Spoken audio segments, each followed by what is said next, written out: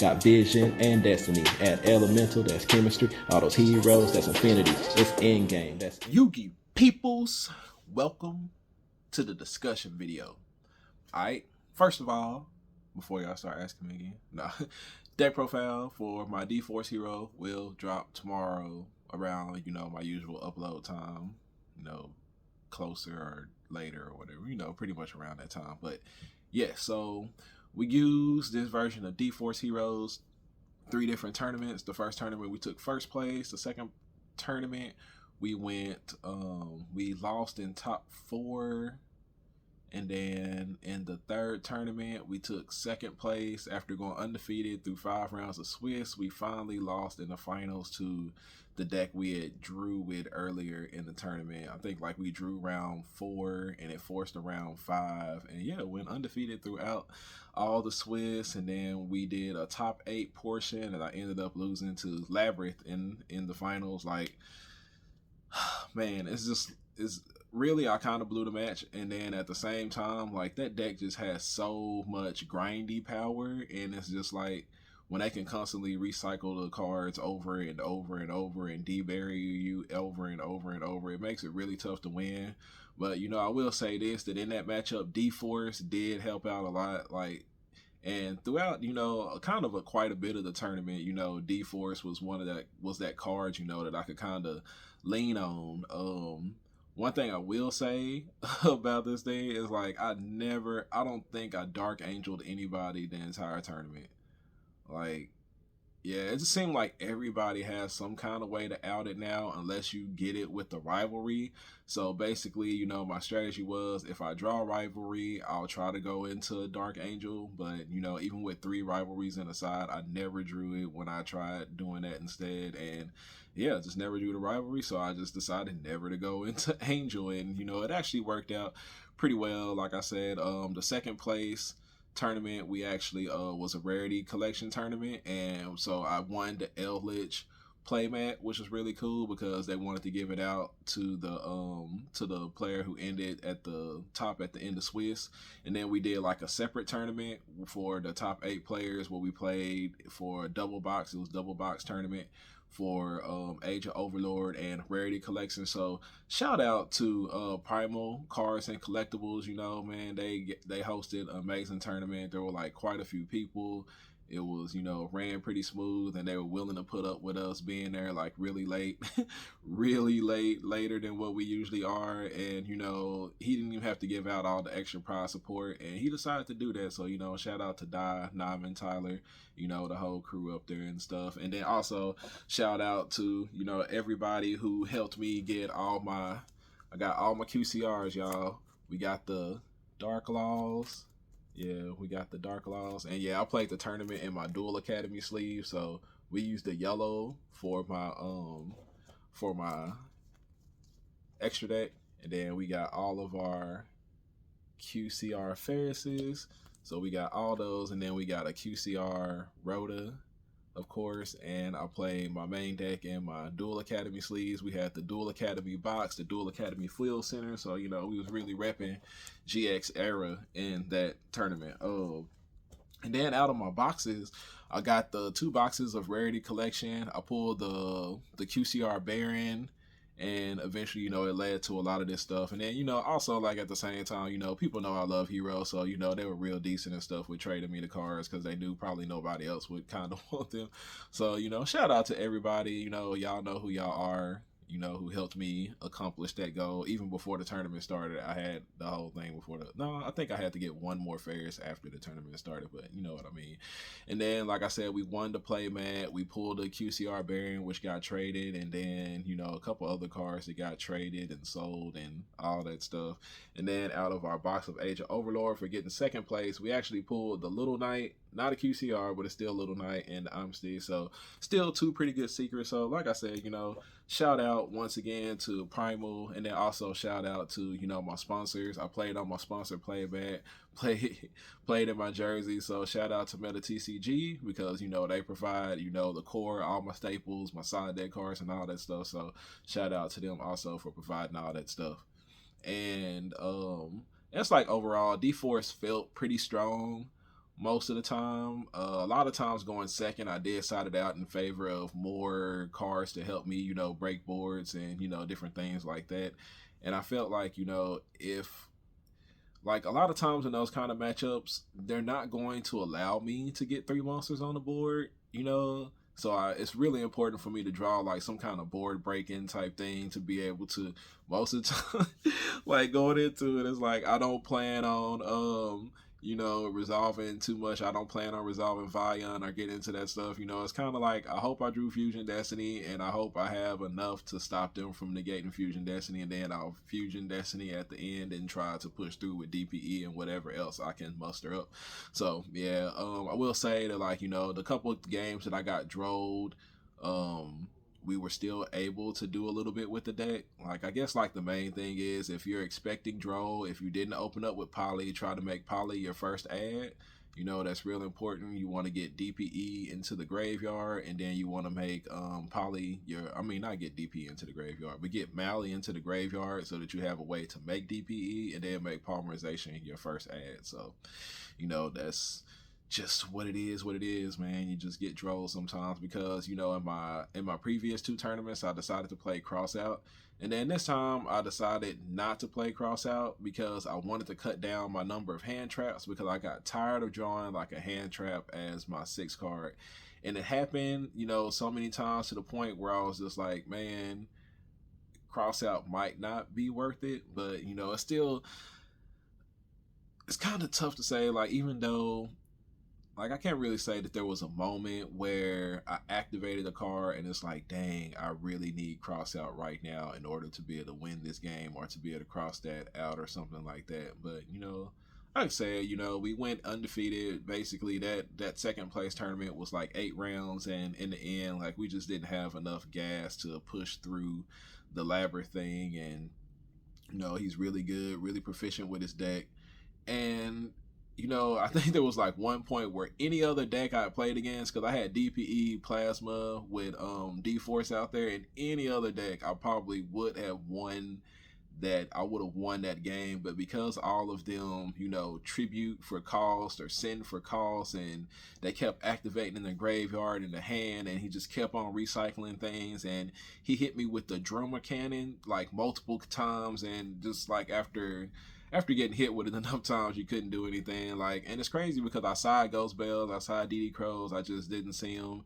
in those in that final game 3 that we had. And yeah, but I probably still could have won that game. We were like getting into time, and I think I had like 2 minutes left when it came to my turn, and we had destroyed a summon limit because we went like summon Ferris, and I discarded Shadow Mist, and I should have went and added Honest Neos, and I went and added Plasma instead.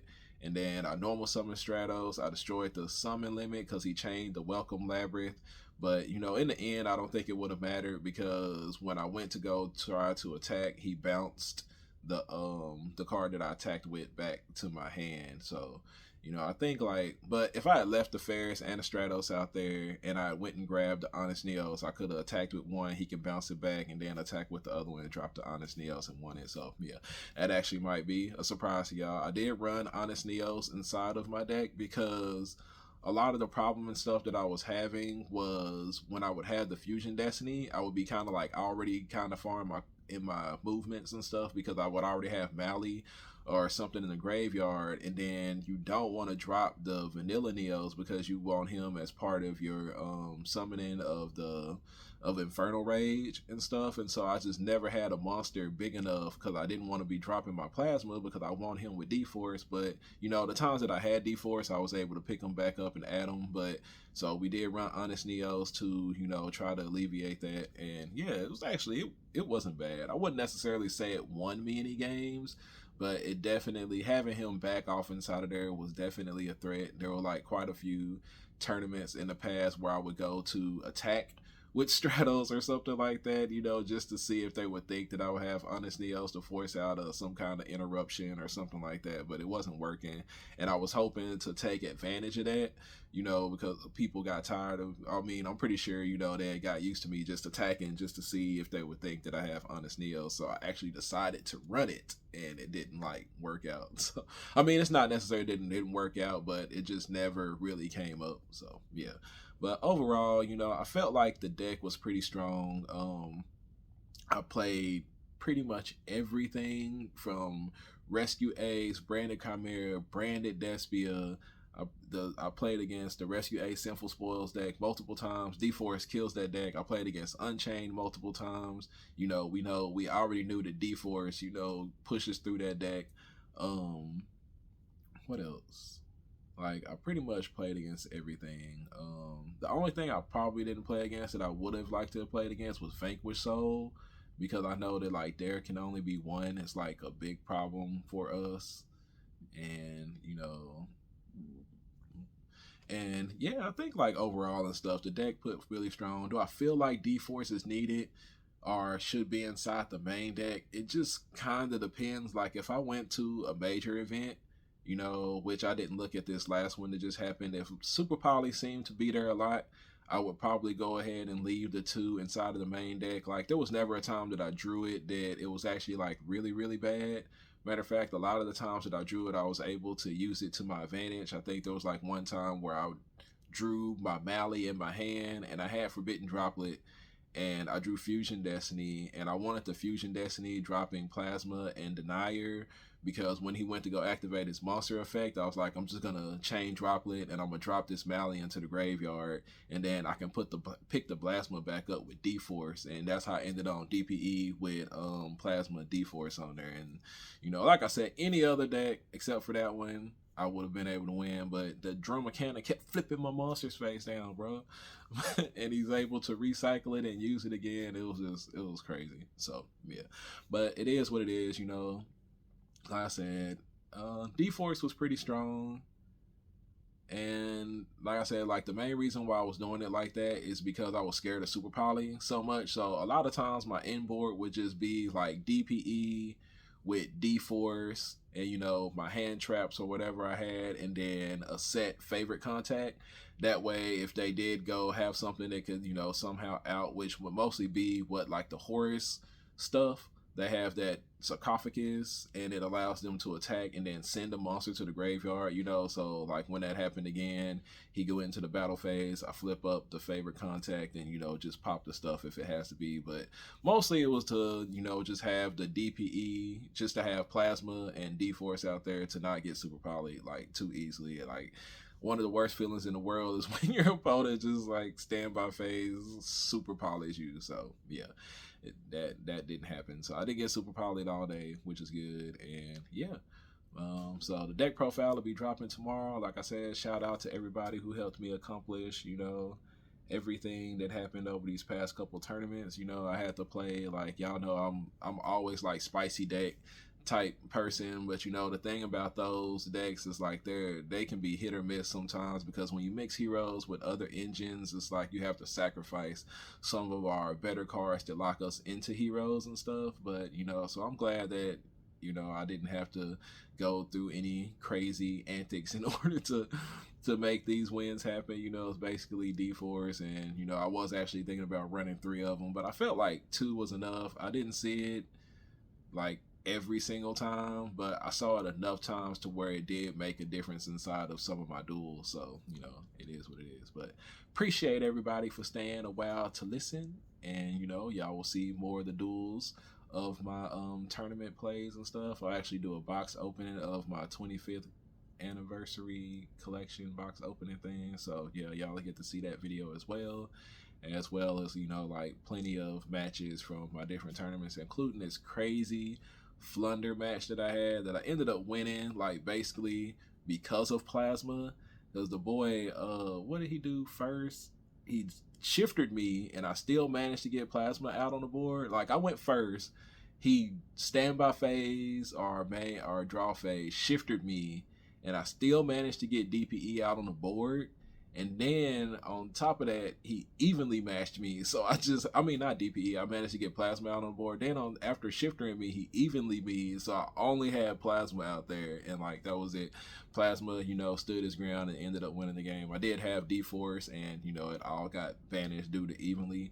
And then what was the other thing? Yeah, I had favorite contact set that was gone. It was and then game 2, the boy opened up the perfect 5-card combo for going first. It was like Call by the Grave, the quick play spell that moves them off the board, Thrust, and then Rabina, and what was the other card? It was the Rabina, Thrust, the quick play card, Call by the Grave, and Shifter. Yeah, so it was just like, it was like summon Rabina, activated Ash, he chained Call by, I chained Imperm, he chained the quick play card, and then chained Shifter somewhere off inside of that. And it was just like, what else could I do to try to win that game? So that was crazy. I do believe that was caught on camera and stuff, so y'all will get to see that crazy match. We did end up winning against Flunder in the end. Yeah, so, but yep. Appreciate everybody for staying a while to listen, and I will catch y'all on the next video. I keep saying that, and then I think of something else that I need to say. We're 29 subscribers away from our next giveaway as well, so appreciate y'all for that. My wingman, he come through, he level up, he go cool, he's shining out and popping too over 9K. That's a breakthrough. Be on top now. Here's a look at all